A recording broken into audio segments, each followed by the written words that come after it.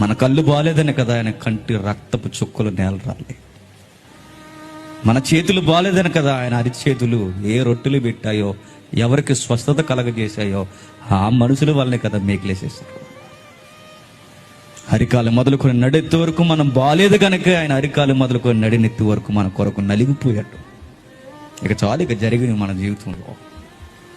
ఇప్పటికే మీరు బాప్టిజం తీసుకొని సువార్తని ఇంత లోతుగా మీరు ఎరగకపోతే చాలా అన్యాయం చేస్తున్నారు దేవుడికి. మరలా 60-70 ఏళ్ళు దేవుడు మన నుంచి అడుగుతున్నది ఏంటి చెప్పనా, మీకు నాకు పడదు, మీకు నాకు సంధి చేసుకోవడానికి మీరు ఎలాగూ రాదు, ఎందుకంటే మీరు ఎగోయిస్టులు.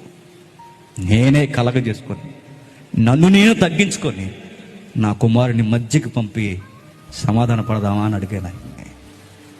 అయినా మీకు సమాధానం లేకుండా తిరుగుతున్నారు. ఒక విషయం చెప్పనా, దేవుడు గొడవ పెట్టుకుంటే నిలబడేది ఎవడు చెప్పండి? ఇస్తరాకుని నలిపేసినట్టు ఈ సృష్టిని నలిపి అవతలు ఎప్పుడో పడేయాలి ఆయన. పరలోక ప్రభుత్వం ఏమంటుంది చెప్పనా, వీడు ఇంకా బతుకున్నాడేంటి అని అడిగితే పరలోకానికి వచ్చే ఆన్సర్ ఏంటి చెప్పనా, ఆయన కొరకు బలియాగం జరిగింది అని.